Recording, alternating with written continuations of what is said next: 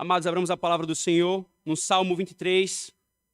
Como eu anunciei à igreja, nós vamos romper um pouquinho com a nossa sequência das exposições de Gênesis, Salmos, Mateus e Romanos, para tentarmos sempre fechar o argumento e o raciocínio do texto em uma só ocasião, irmãos. Nós estamos expondo, então, já há duas exposições, o Salmo 23, e seguiremos em mais um passo nesse Salmo.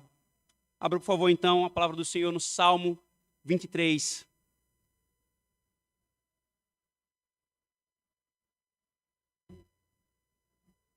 Diz assim a palavra do nosso Deus, irmãos. Salmo de Davi. O Senhor é o meu pastor, nada me faltará. Deitar-me faz em verdes pastos, guia-me mansamente a águas tranquilas. Refrigera a minha alma, guia-me pelas veredas da justiça por amor do seu nome. Ainda que eu andasse pelo vale da sombra da morte, não temeria mal algum, porque tu estás comigo. A tua vara e o teu cajado me consolam. Preparas uma mesa perante mim, na presença dos meus inimigos. Unges a minha cabeça com óleo, o meu cálice transborda. Certamente que a bondade e a misericórdia me seguirão todos os dias da minha vida, e habitarei na casa do Senhor por longos dias. Amém. Oremos, irmãos, mais uma vez, clamando ao Senhor sua misericórdia. Senhor, agora, Senhor, nós vamos ouvir a tua palavra sendo pregada ao nosso coração, ela sendo exposta em seu sentido, em seu significado, ela sendo aplicada, Senhor. E nós cremos, Senhor, que esse não é um mero exercício intelectual, é um exercício espiritual, Senhor. Precisamos do teu Espírito operando em nós, para que possamos crer corretamente e entender adequadamente, Senhor, de forma salvadora, para que possamos contemplar a tua glória, Senhor, para que possamos ser transformados. Por isso, Senhor, nós clamamos a Ti, ser bondoso conosco. Nos ensina sobre o Teu ofício como pastor da nossa alma, Senhor. Nos maravilha, Senhor, com o Teu ser e com a Tua obra. Nós oramos, Senhor, em nome de Jesus. Amém.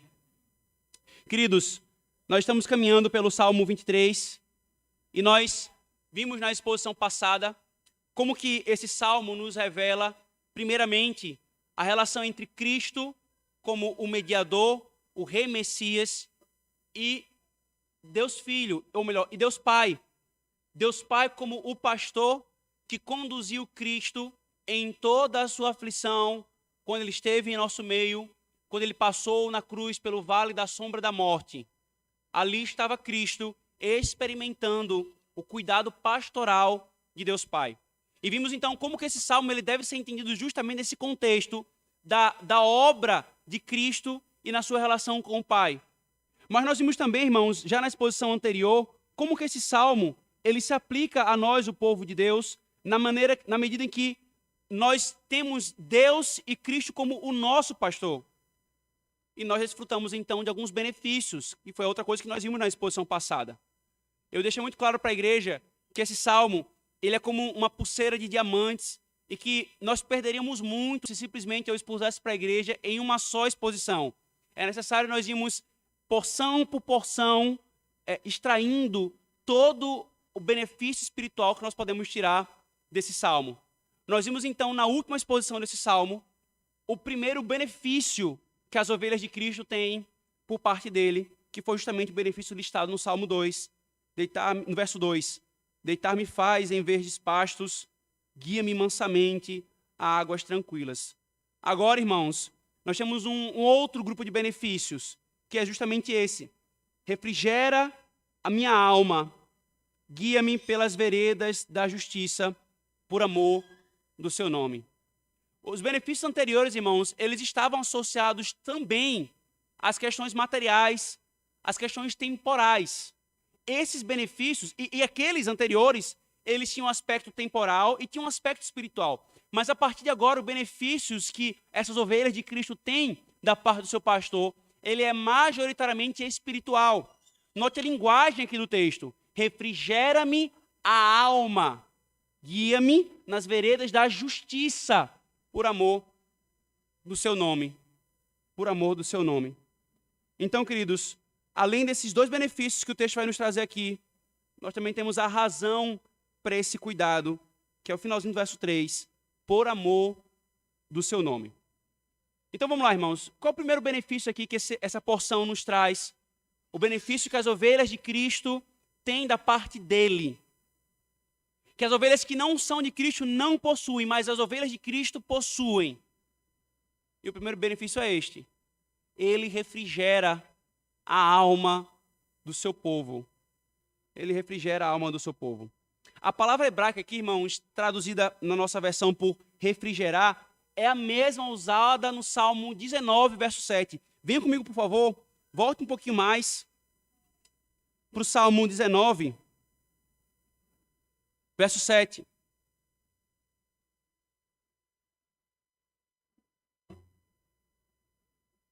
Veja, a lei do Senhor é perfeita e refrigera a alma. O testemunho do Senhor é fiel e dá sabedoria aos simples. É a mesma palavra aqui, irmãos. Ela também é usada aqui em Ruth. Venha, por favor, para você ter uma compreensão mais ampla desse verbo. É muito importante aqui nessa narrativa, nesse salmo. Ruth, capítulo 4, verso 15. O texto diz: ele te será por restaurador da alma. É a mesma palavra aqui. Restaurador, refrigerador da alma. Se referindo ao nascimento do filho de Ruth. Agora vem para Lamentações de Jeremias. Lamentações do profeta Jeremias. Capítulo 1, verso 16. O profeta diz: por estas coisas eu ando chorando. Os meus olhos se desfazem em águas, porque se afastou de mim o Consolador que devia restaurar a minha alma. Os meus filhos serão assolados, porque prevaleceu o inimigo. Se afastou de mim aquele que deveria restaurar a minha alma. Então você percebe, querido, o teor desse verbo, essa obra do restaurar a alma, está associada a uma vitalidade. Está associado, irmãos, a um alento no meio da angústia. É por isso que algumas versões colocam ele restaura a alma, e você viu que algumas traduções ela coloca dessa forma. É como se aquela alma que descambou em alguma condição imprópria, esse pastor coloca ela novamente na condição devida. Ele realinha a alma, ele refrigera, ele traz alento, ele traz consolo, irmãos. As ovelhas, irmãos, as ovelhas mesmo, os bichinhos, elas são meio estabanadas. Elas, eventualmente, elas podem cair de costas. E se elas caem de costa, elas costumam ficar muito angustiadas e aperreadas e agoniadas. E se aquela condição demorar muito, irmãos, se aquela condição de uma ovelha cair de costa, ela pode vir até a óbito. Isso é impressionante acerca das ovelhas, né? É um animal um tanto que peculiar. E as características dela representam muito o que nós somos. A linguagem que é usada para isso, quando uma ovelha cai de costas e fica sem conseguir se virar de volta, é que essa ovelha está numa condição de abatida. Nós usamos essa linguagem de animais abatidos para se referir ao abatedouro, né? Os animais que vão ser mortos. Mas a ideia aqui também é que essa ovelha está numa condição tal que se ela não sair daquela situação, ela vai morrer. E um pastor experiente, como era o caso de Davi, todo esse salmo é escrito nesse contexto de um pastor de ovelhas experiente como Davi, ele traz justamente essa situação à imagem, à mente, para se referir a esse benefício. O que é restaurar a alma? O que é colocá-la na sua posição anterior, senão tirá-la da sua condição de abatida, como uma ovelha que caiu de costas e não tem como se levantar? Quando um pastor vê uma ovelha assim, ele precisa correr para restabelecer a ovelha, para restaurar, para refrigerá-la. senão ela vai morrer, irmãos. É justamente esse fato aqui, irmãos, que Davi está trazendo a nós. O Senhor, como pastor, restaura, refrigera, traz alento e consolo à alma abatida. É por isso, irmãos, que o apóstolo Pedro, em 1 Pedro 2:25, ele chama Cristo e o nosso Senhor se apresenta assim como o pastor, o supremo pastor das nossas almas. Ele está tangendo, irmãos, a nossa alma. O próprio Cristo dizendo, eu sou aquele que refrigera a alma. Você lembra quando ele fala assim, vinde a mim todos estáis cansados e sobrecarregados e eu vos aliviarei. A ideia da palavra para aliviar ali é a mesma da que está aqui nesse texto. É trazer alento, é trazer descanso, é trazer alívio. Se a alma está turvada, Cristo põe ordem. Se a alma está abatida, ele levanta. Se a alma está angustiada, ele alivia. E como é que ele faz isso, irmãos? Como é que Cristo faz isso no seu povo? Primeiro, nós acabamos de ler agora há pouco o texto que nos mostrou isso, Salmo 19. A lei do Senhor é perfeita. E a lei do Senhor, a palavra de Cristo, é que restaura a alma. Ele restaura a alma do seu povo pela sua palavra. A Escritura Sagrada, irmãos, é o cajado de Cristo restaurando, refrigerando a alma do seu povo. Por isso que Paulo fala em Romanos capítulo 15, verso 4, que pela palavra nós temos consolação. Pela palavra que vem esse refrigério, irmãos. As ovelhas de Cristo, irmãos, recorrem à palavra de Deus quando sua alma necessita de refrigério, porque sabem que é Ele, por meio da sua palavra, que restaura a sua alma. Há aqueles que recorrem às teorias iníquas para a interpretação da alma, a fim de encontrarem refrigério para a alma. Há os que recorrem às tentativas centradas no homem e no poder do próprio homem de restaurar a sua alma e restabelecer. Mas as ovelhas de Cristo sabem que elas não têm capacidade em si mesmas de se levantar, que elas não têm força de restaurarem sua alma, que a palavra de ímpios não vão trazer ordem e paz para a alma. Só há um que ela pode dizer, ele restaura a minha alma. E é esse pastor. E é esse pastor. Esse pastor que vos fala aqui, irmãos, que está diante de vocês, vulgo eu, fala aos seus ouvidos. E é só até o que eu posso alcançar. Mas esse pastor de quem nós estamos falando, que esse salmo expõe, ele vai até a alma. É por isso que ele refrigera a alma. Ele alcança o coração. É ele, querido, e não outro. Somente ele tem esse poder. E somente ele você deve buscar quando a sua alma estiver angustiada. Somente ele pode alcançar a alma do homem. Por isso, querido, não busque refrigerar a sua alma com palavras dos ímpios. Não busque refrigerar e restaurar a sua alma com conselhos iníquos. Não busque trazer consolo para a sua alma com aquilo que é carnal e temporal. Isso não traz refrigério.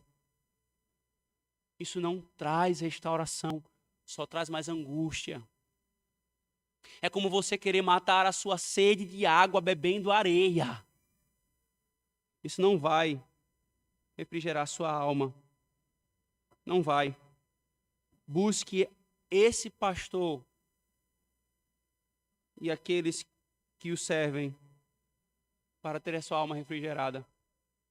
Ele refrigera a alma, irmãos, pela conversão. Quando aquelas ovelhas que não são as suas ovelhas tornam-se as suas ovelhas. E agora elas vão ser cuidadas por ele. Ele refrigera a alma, irmãos, quando ele está na sua obra continuada. E você precisa crer nisso. Se você está abatido nele, você vai encontrar refrigério da força. Se você está prostrado pelo pecado, nele você vai encontrar o refrigério do seu erguimento da graça.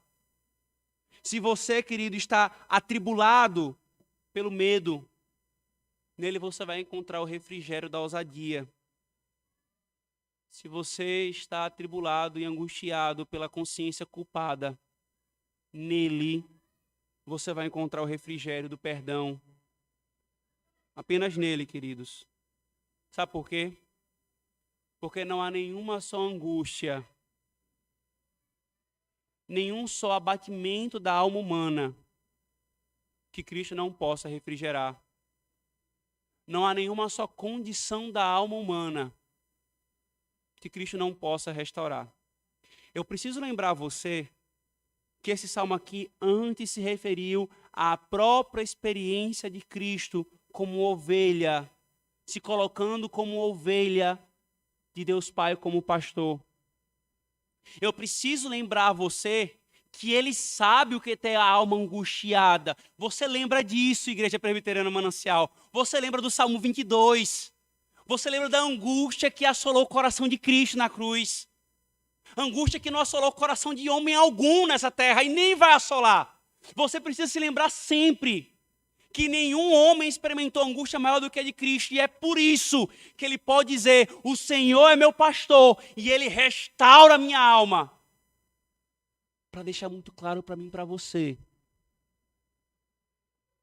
que se esse pastor restaurou e refrigerou a alma daquele que experimentou a maior angústia que um homem pode experimentar, ele pode e ele restaurará a sua alma, se você o buscar como um pastor. Ele pode e irá fazer. Nós não devemos ter dúvida disso, irmãos. Às vezes, falta-nos fé. A nossa alma está tão prostrada que nós nem sequer temos esperança de que em algum momento ela pode sair daquela condição. E ouvir isso, essas promessas da boca desse pastor, não desse que o Salmo está falando, pode vir um pouquinho misturado com incredulidade. Mas é justamente aqui que as ovelhas de Cristo experimentam a bondade desse pastor. Quando, mesmo contra toda esperança, ela segue-o com fé, sabendo que ele vai fazer porque ele prometeu. Cristo não é como o seu pai e sua mãe que faz promessas e não cumpre. Como o seu marido e sua esposa que fazem promessas e não cumpre. Ou como um político que faz promessas e não cumpre. Cristo, ele cumpre cada uma das suas promessas. Ele também cumprirá essa, queridos. Se Deus refrigerou a alma de Cristo, a alma mais angustiada e triste que esses céus e a terra já testemunharam, então ele pode refrigerar qualquer alma angustiada e abatida. Por isso, mais uma vez, não procure aqueles que não apontam para Cristo, aqueles que pressupõem que o homem tem poder de restaurar e refrigerar a sua alma. Procure este. Cristo é o Criador da alma, ele é o Redentor da alma, ele também é o pastor da alma e proporciona refrigério quando ela precisa. Esse é o primeiro benefício listado aqui, irmãos, mas ainda tem outro. O texto também nos diz assim: guia-me pelas veredas da justiça. Guia-me pelas veredas da justiça. Uma das funções mais básicas, irmãos, do pastor, na verdade, todo esse salmo aqui, cada um dos benefícios, ele tem um correspondente nas funções básicas de um pastor. Na exposição passada, o pastor tem que dar comida e água para as ovelhas. É básico. Outro grupo de função é a condução das ovelhas. O pastor, ele vai à frente chamando as ovelhas para que elas o sigam. Ele pode parar, dar uma volta, juntar elas que estão um pouco dispersas para conduzi-las. Ou seja, a função do pastor é guiar as ovelhas. E Davi sabia bem disso, irmãos. Sabe por quê? Mais uma coisa sobre as ovelhas. Pense num bichinho, zero senso de direção, zero senso de localização. As águias, irmãos, elas têm altos voos com seus olhos aguçados que elas podem se localizar facilmente. Os cães, eles têm os seus super olfatos que os ajudam a se localizar. Até os morcegos cegos têm uma super audição na sua ecolocalização para se localizar. Até planta consegue se localizar pelo sol. Mas as ovelhas não. As ovelhas, irmãos, elas são tapadas. Zero de orientação. Zero. Elas se perdem facilmente, saem do caminho correto e se colocam enrascadas. Sabe com quem as ovelhas se parecem? Comigo e com você. Meu irmão. Nós somos espiritualmente tapados. Zero senso de orientação. Se formos entregues a nós mesmos, nós rapidamente saímos do caminho correto. É por isso que Matthew Henry ele falou: os melhores santos são sensíveis às inclinações de se desgarrarem como ovelhas perdidas. Os crentes mais maduros, se entregues a si mesmos, eles vão se desgarrar. É isso que nós somos, irmãos. Se entregues a nós mesmos, nós nos perderemos. Nós não sabemos os caminhos, nem as veredas que nós devemos andar. Cristo, então, irmãos, é o bom pastor das suas ovelhas. Ele guia as suas ovelhas, ele orienta, mas não é qualquer caminho. Aqui Davi vai misturando, irmãos, a questão das ovelhas e do papel do pastor com a questão espiritual e moral. Ele guia no caminho da justiça. O caminho da justiça, irmãos, é fazer justamente aquilo que é reto, aquilo que é certo. O que é, então, guiar no caminho da justiça? É guiar, irmãos, é conduzir o seu povo no caminho da santidade. Cristo guia o seu povo no caminho da santidade. Ele firma os nossos pés. Ele impede resvalar na lama do pecado ou de cairmos no penhasco da apostasia. E essa é uma marca das ovelhas de Cristo. Elas podem até se sujar na lama, mas elas vão continuar orientadas para o caminho. Porque é esse pastor que cuida delas. Mais uma vez, citando aqui Matthew Henry, irmãos, para explicar esse conceito, ele diz: guiar no caminho da justiça é guiar no caminho do dever, naquilo que ele instruiu pela sua palavra e me direciona pela consciência e providência. Somente são liderados para as águas tranquilas aqueles que andam nas veredas da justiça. O caminho do dever é o verdadeiro caminho agradável. Nós não podemos caminhar a menos que Deus tanto nos conduza para as veredas justas, quanto nos conduza nelas. E mais uma vez, irmãos, como é que Cristo conduz o seu povo nas veredas da justiça? Como é que Cristo conduz a sua igreja, o seu rebanho, no caminho da justiça?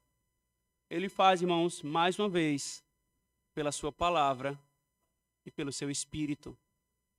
Pela sua palavra, irmãos, ele indica o caminho, ele nos ensina.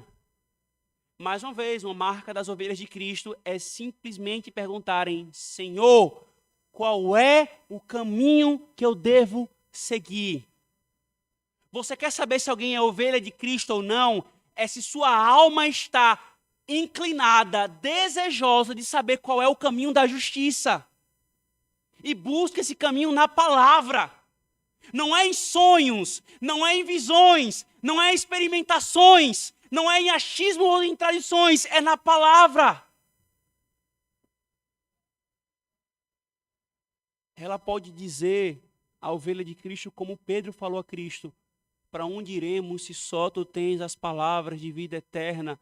Não tem outro canto para nós aprendermos o caminho da justiça, senão na tua palavra. a tua palavra lida, a tua palavra pregada. É ali, é nela, irmãos, que Cristo nos ensina. Mas ele não só nos ensina exteriormente, irmãos, ele nos ensina também interiormente. Ele não só mostra o caminho, ele inclina o nosso coração para o caminho. Ele ensina a sua palavra ao nosso coração e pelo seu Espírito ele inclina os nossos afetos, a nossa disposição. Quando você se opunha a um caminho justo, reto e bom, e do nada o seu coração passa a se inclinar para aquilo que é reto. Quem fez isso? Não foi você. Não foi você. Lembre, somos ovelhas tapadas. Foi Ele. Quando nós víamos caminhando numa estrada de pecado longe de Cristo e Ele vem e nos alcança. E do nada, aquele pecado que era amado na nossa alma passa a ser odiado. Quem é que está nos tirando daquele caminho e nos colocando na estrada da justiça? É esse pastor, é esse Espírito. Ele cativa a nossa consciência, ele dispõe-nos a seguir esse caminho. E se Cristo não fizesse isso, irmãos, nós jamais daríamos um passo sequer no caminho da justiça.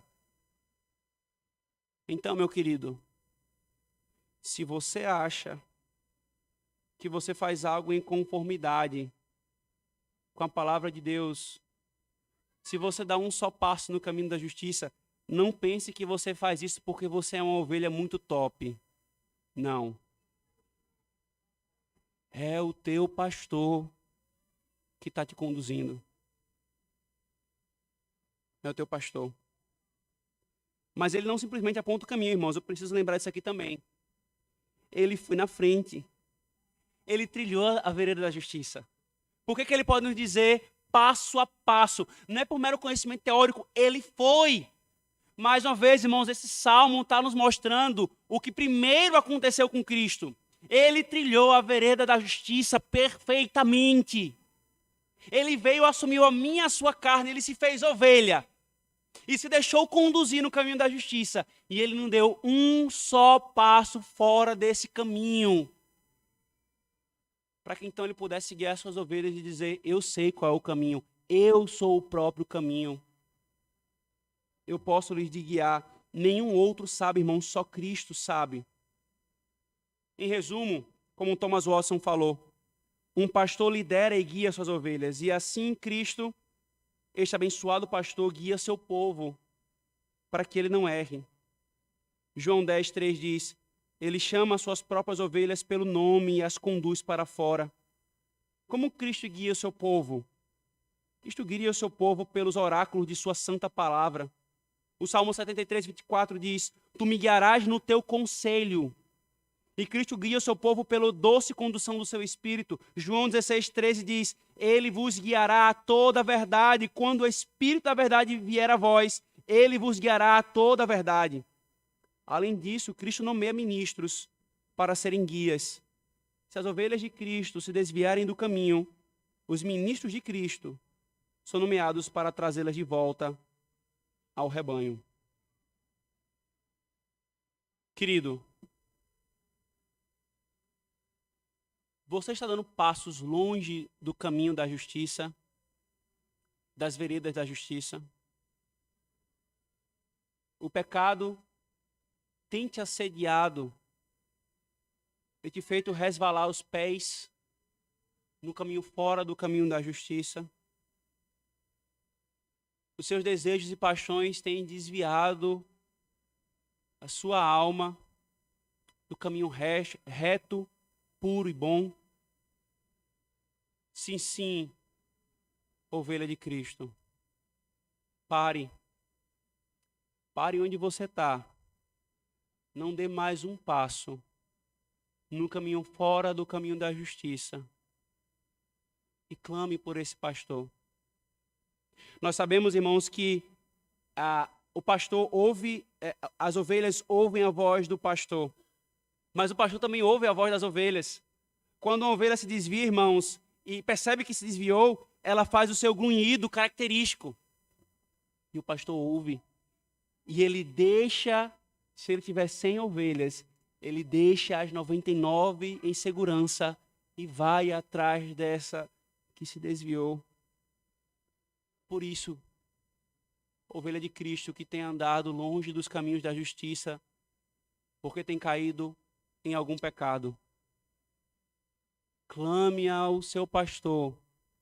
Clame e não pare de clamar até que ele venha. Mas, pastor, eu já clamei. Clame e não pare de clamar até que ele venha. É só isso que uma ovelha pode fazer. Ela não sabe o caminho de volta. Se ela cai num buraco, ela não sabe sair. Se ela cai num penhasco, ela não sabe subir. Mas tem uma coisa que a ovelha sabe fazer. É clamar. Se você está caminhando fora da vereda da justiça, que você percebe isso e se angustia por isso, clame, que ele virá a você. Agora, ovelha comportada, que tem andado no caminho da justiça, que tem sido guiada por esse pastor e você está lá, bem pertinho, para não se desviar, porque você já percebeu que você é zero senso de direção. Se você está andando no caminho da justiça, se você tem desfrutado de vitórias sobre o pecado, não seja tolo de pensar que é pelo seu poder e pela sua sabedoria. Não se esqueça, você é uma ovelha, tão tapada quanto aquela que se perde. Se você está andando, querido, não olhe para você com soberba, como se você fosse sábio. Dá uma paradinha e olha para cima e você verá quem é que está tangendo você no caminho da justiça. Dá uma paradinha e olhe para o teu coração. Todas as vezes que você quis se desviar do caminho da justiça, para se entregar ao caminho das paixões e do pecado e da carne, todas as vezes que você já fez isso no passado, o fato, irmãos, de que esse pastor nos guia serve tanto para nos tirar do desespero e nos levar a clamar a Ele, sabendo que Ele vai vir quando nós nos desviarmos, quanto para nos gerar um coração humilde, irmãos, independente, reconhecendo que é Ele quem nos guia. Bendito seja o Senhor, irmãos, por esse pastor, que não nos abandonou a nós mesmos, mas nos guia no caminho da justiça. A igreja vai chegar lá, mas não é pelo seu braço forte. Esse rebanho vai chegar lá, e nenhuma das ovelhas de Cristo pelas quais ele morreu se perderá. Sabe por quê? Não é por causa das ovelhas. É por causa desse pastor que guia as ovelhas na justiça. Mas o texto também nos apresenta, irmãos, a causa de todo esse cuidado. A causa desse cuidado especial com a alma. Porque, querido, com esse quadro de benefícios, nós já podemos perceber que Deus ele cuida tanto do corpo quanto da alma do seu povo. Ele cuida do corpo, suprindo as suas necessidades físicas, e cuida da alma, suprindo as necessidades da alma. Mas pelo valor da alma, irmãos, maior do que o do mundo inteiro, o nosso Senhor Jesus nos disse. O Senhor dispensa um cuidado especial à alma do seu povo. E sabe por quê? Olha o que o texto nos diz. Refrigera a minha alma, guia-me pelas veredas da justiça, por amor do seu nome. Por causa do seu nome. Irmãos, o nome desse pastor é a garantia de que nós teremos os benefícios que esse pastor nos promete. Sabe por quê? Porque sobre você está posto o nome dele. Assim como quando um fazendeiro compra um gado, ele marca o gado. De alguma forma, ele marca o gado. Mas também quando Cristo compra uma ovelha para si, marcando-a com o seu sangue, ele coloca sobre ela o seu nome. E então, queridos, quando ele nos fala que é por amor do seu nome, não pense que aqui é um mero egoísmo da parte de Deus, o desprezo de nós. Eu esperava que ele falasse assim, é por amor de você, minha querida, porque você é especial para mim. Não, meu irmão. Quem fica esperando esse tipo de coisa, esse tipo de afagamento de ego, é aqueles que não têm esse pastor como ovelha. Porque quando você se depara com esse fato, é por amor do meu nome, o seu coração explode de alegria. Amém! É porque ele honra o nome dele. Sabe por quê, meu querido? Porque no parque da graça, ao colocar o nome dele sobre nós, ele prometeu amar as suas ovelhas. Então, se ele prometeu, ele vai honrar o seu nome. Tem algo muito mais valioso em jogo do que eu e você. É o nome dele. Então, ele prometeu. Ele vai cumprir. Ele jamais falhará. Esse, irmãos, é um fundamento sólido. Deus fazer alguma coisa por amor do seu nome. Veja que interessante, Salmo 106. Rapidamente, se você não conseguir acompanhar comigo a abertura dos textos. Salmo 106.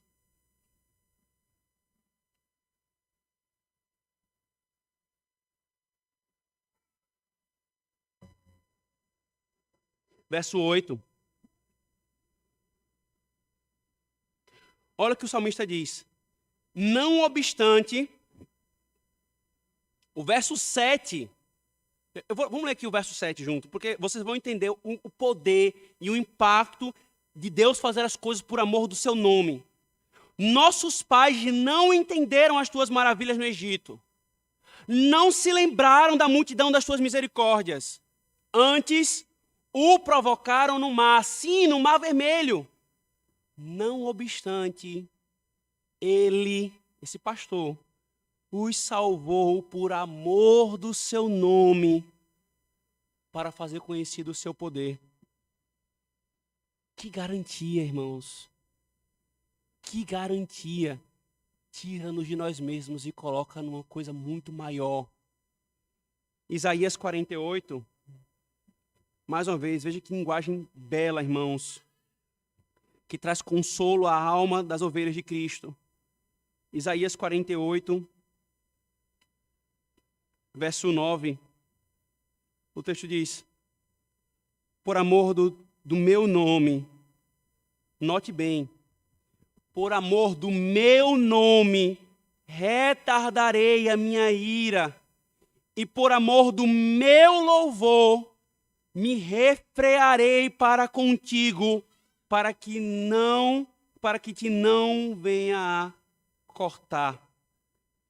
Mesmo profeta, capítulo 66, verso 5. Ele diz: ouvi a palavra do Senhor, os que tremeis a sua palavra, vossos irmãos que vos odeiam e que para longe vos lançam por amor do meu nome, dizem: seja glorificado o Senhor, para que vejam a vossa alegria, mas eles serão confundidos.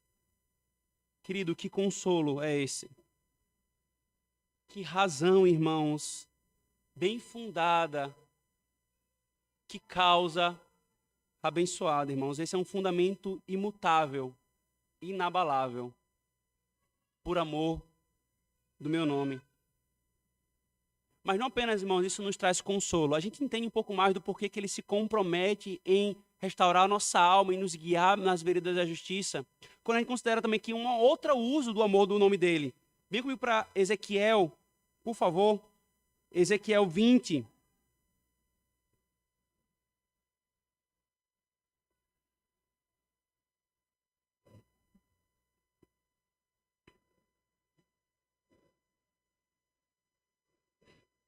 Ezequiel 20, versículo 9, 14 e 22. Olha o que diz.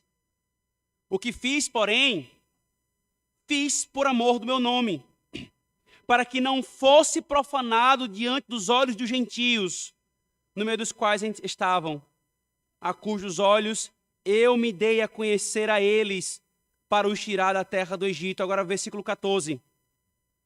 O que fiz, porém, foi por amor do meu nome, para que não fosse profanado diante dos olhos dos gentios, perante a vista dos quais os fiz sair. Agora, versículo 22. santificai os meus Shabats, e servirão de sinal entre ti e mim e vós, para que sabeis que eu sou o Senhor. Veja, irmãos, por que Deus também vincula o amor ao seu nome quando ele diz que vai nos guiar nos caminhos da justiça?